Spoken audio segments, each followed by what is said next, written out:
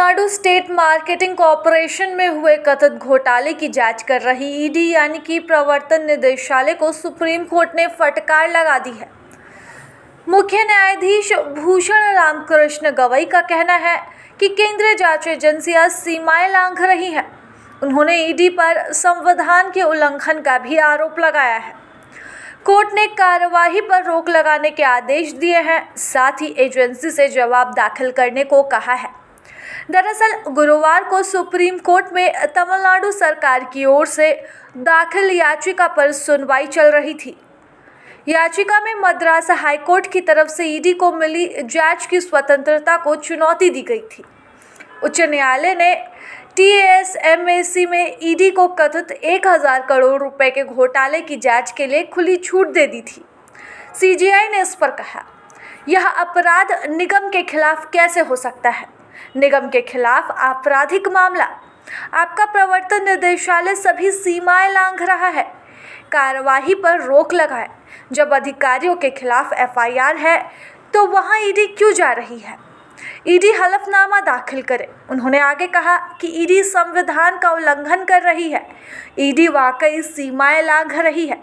इस पर ASG SV Raju ने कहा, यहाँ बहुत बड़ा घोटाला है, मुझे जवाब दाखिल करने दे। CJI ने इस पर कहा कि ईडी संघीय ढांचे को तबाह कर रही है।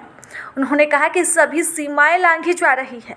सुप्रीम कोर्ट ने तत्काल ही कार्रवाई पर रोक लगाने का आदेश जारी कर दिया। अब इसके बाद से ही तमिलनाडु में सियासी उथल-पुथल भी तेज हो चुकी है और लगातार विपक्ष इस मुद्दे पर अब सरकार को और एजेंसी को घेरने का काम कर रही है। Whether it is ED, whether it is IT, we have seen that they are in mood to take vengeance against our leaders.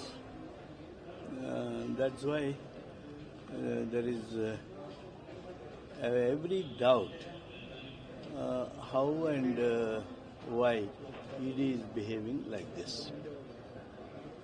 Okay. Sir, in the agenda today, there is a request for a change of Ramnagara name into Bengaluru South, sir. Yeah. It will be put forth today. What is the agenda? Yeah, it has come into the agenda. We'll see the legal remedies, because changing the name of the city is a discretion. It is in the ambit of state government. When we are having that right to change the name, government of India has unnecessarily crept into this. We'll discuss and see what legal remedy can be taken. Thank you. प्रभातखबर.com, विश्वास वही, रफ्तार नहीं।